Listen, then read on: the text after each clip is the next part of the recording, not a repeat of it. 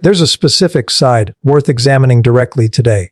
Not a hidden personality trait or a secret capacity you develop deliberately, but the natural, inevitable result of the healing this entire series has traced across dozens of previous conversations, one that arrives whether or not you ever consciously intended it to catch him off guard. Today, we're tracing exactly what this side actually consists of, why he genuinely wasn't ready for it, and why this unpreparedness reveals something considerably more significant about what his entire strategy actually required from you in order to function. Let's start with understanding what version of you his psychology was actually equipped to navigate, because this understanding explains everything about why the transformed version so thoroughly caught him off guard. Here's the version he was prepared for: someone whose sense of worth depended, at least partially, on his approval.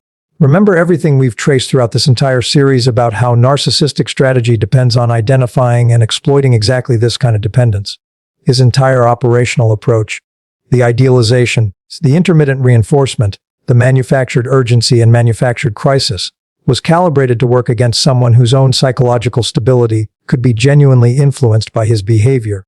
Someone whose confidence could rise or fall based on his attention, his approval, his continued presence. Here's the side he wasn't ready for: someone whose sense of worth stopped requiring his input at all.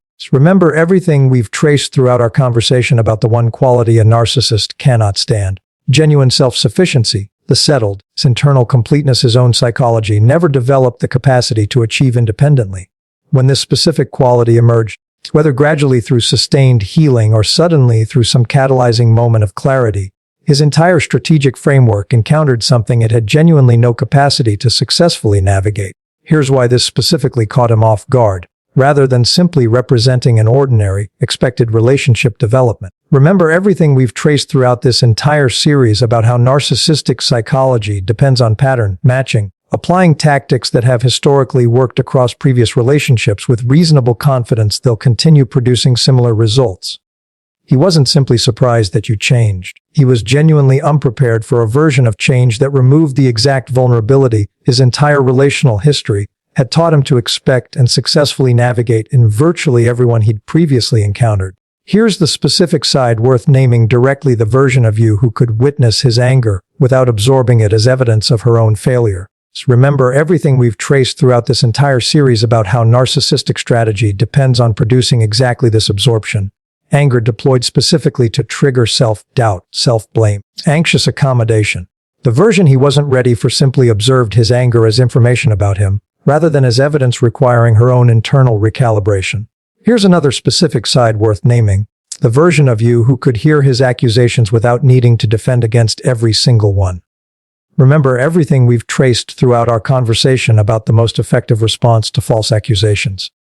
The version he wasn't ready for understood that his belief in her guilt, however confidently asserted, simply didn't require her agreement or her extensive correction in order for her own accurate self-understanding to remain completely, genuinely intact.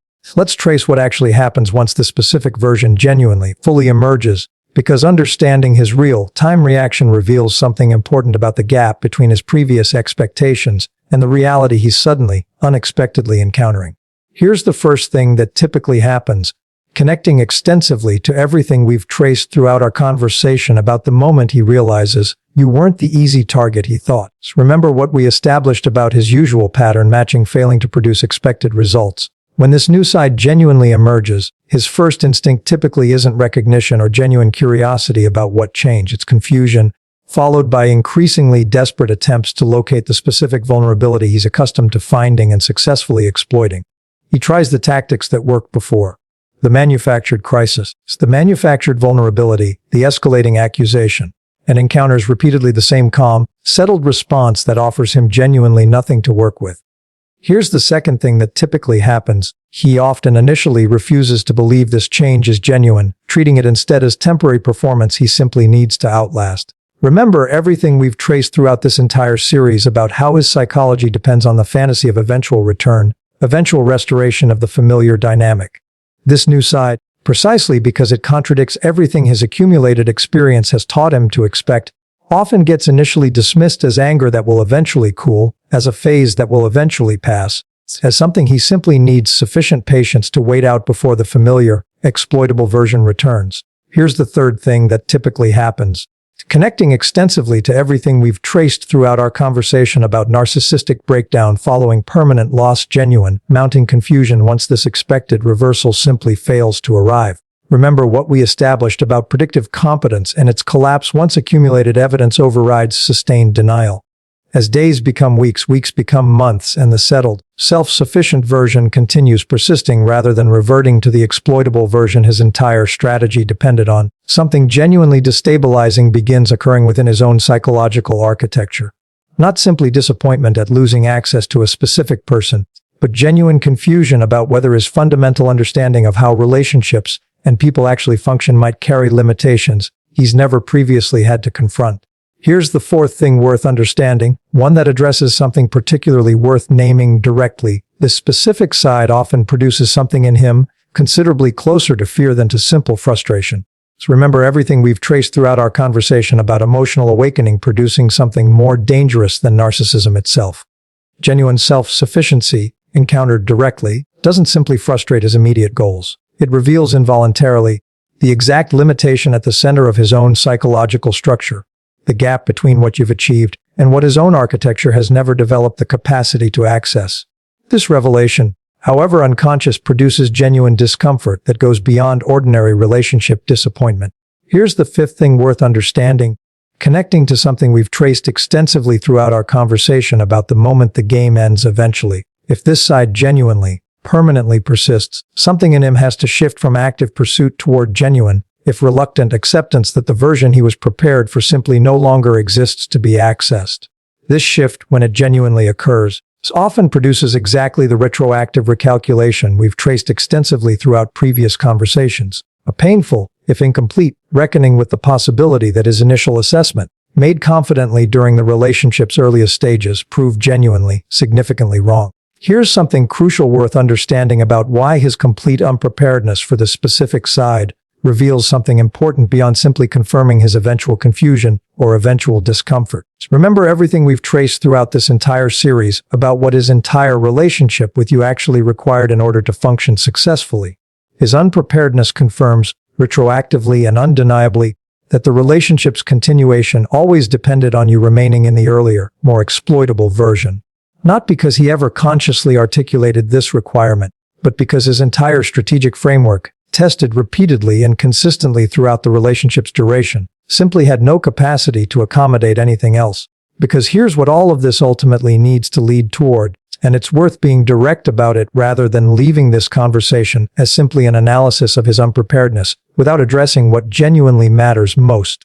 What this specific side actually means for your own understanding of your own transformation, and why his readiness or unreadiness was never actually the measure by which this transformation's value should be evaluated. The first thing worth understanding clearly is something we've traced throughout dozens of previous conversations in this series, and it deserves specific emphasis here given how satisfying it might feel to understand exactly how thoroughly his unpreparedness revealed the limits of his own strategy.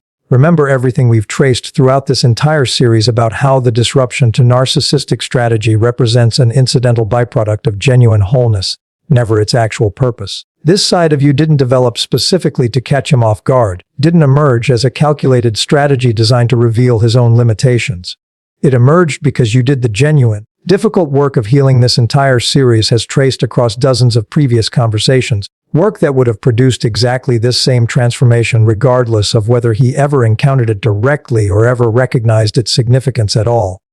Here's the second thing worth understanding. It's one that offers something genuinely important about how to hold this specific realization moving forward. If you find yourself deriving primary satisfaction from understanding how completely he wasn't ready for this version of you, rather than from the genuine, internal experience of finally, completely becoming this version regardless of his reaction, you've subtly centered your own transformation around his response, rather than around your own genuine wholeness.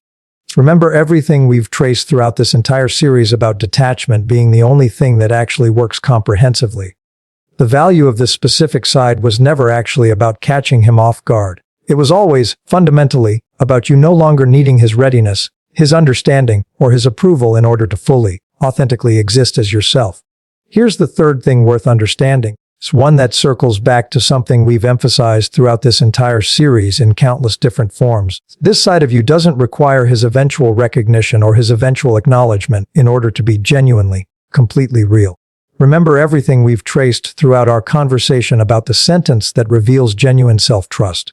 Whether he ever fully understands what he encountered, whether he ever articulates even privately that his initial assessment proved genuinely wrong, whether he continues indefinitely, believing this transformation represents temporary performance rather than genuine, permanent change, none of this determines whether this side of you is actually authentically real.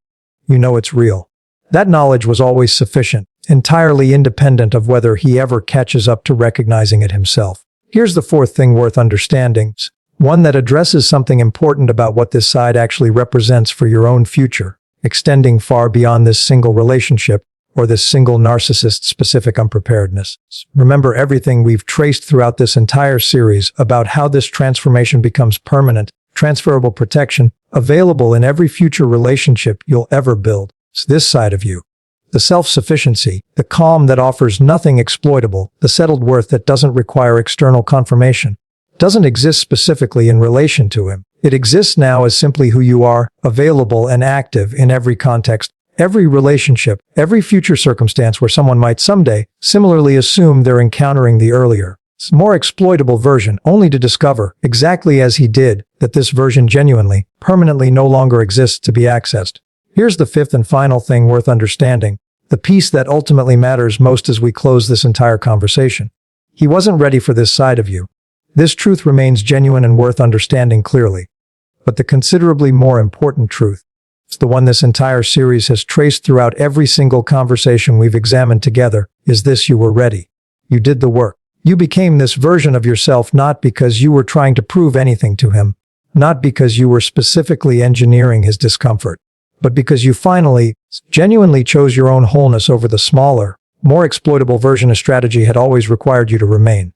That readiness, that genuine, hard-won transformation, belongs entirely to you now.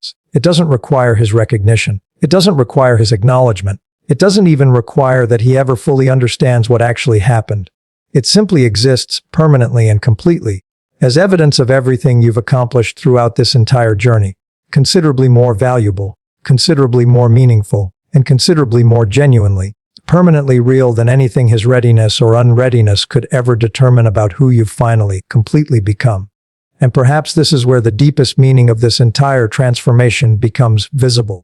You spent so long wondering whether he would notice the difference, whether he would recognize that you had changed, whether he would be surprised by your calmness, whether he would understand why you no longer reacted the way you once did, whether he would finally realize that the person he once knew was no longer standing in front of him. But eventually, there comes a point where those questions become smaller than the transformation itself. Because the truth is, this version of you was never created for his reaction. It was created for your life, and that distinction changes everything. For so long, perhaps without even realizing it, your emotional world was organized around another person's behavior. His mood could change your mood. His approval could change how you saw yourself.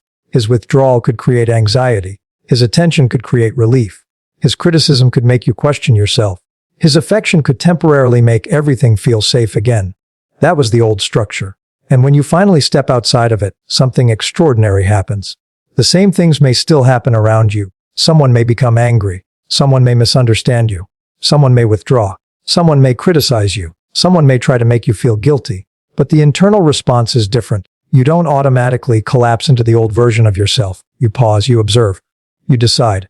And that pause is evidence of transformation. It may look insignificant from the outside, but internally, it represents years of work. Because healing doesn't always announce itself dramatically. Sometimes healing looks like not sending the message you would have sent 2 years ago. Sometimes it looks like refusing to explain yourself for the 10th time. Sometimes it looks like recognizing manipulation without needing to expose it.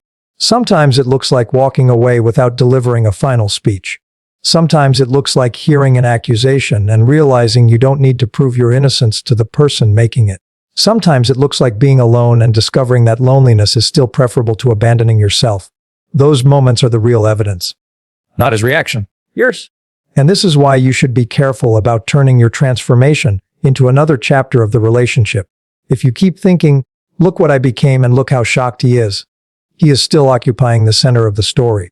The relationship is still defining your progress.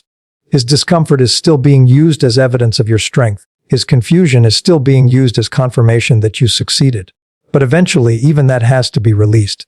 Because the final stage of transformation is not making him realize that you've changed. It's realizing that you don't need him to notice. That is real detachment.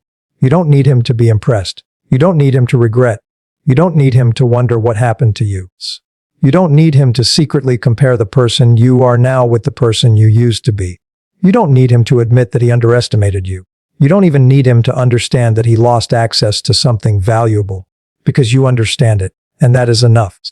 There is a profound difference between being powerful, because someone else finally recognizes your power, and being powerful, because you no longer require recognition at all. The first still depends on an audience. The second doesn't. And perhaps that's the greatest evidence that the transformation is permanent. You stop performing strength. You simply become stable. You stop trying to appear indifferent. You become genuinely less interested in what no longer belongs in your life. You stop forcing yourself not to react. The reaction simply becomes smaller because the emotional attachment is no longer controlling you. You stop trying to be mysterious. You become private because not everyone deserves access to your inner world. You stop trying to prove that you're strong. You become strong enough to leave things unresolved. And that last one is incredibly important. Because narcissistic dynamics often train people to believe that every story needs an ending. Every accusation needs an answer. Every misunderstanding needs correction. Every conflict needs resolution.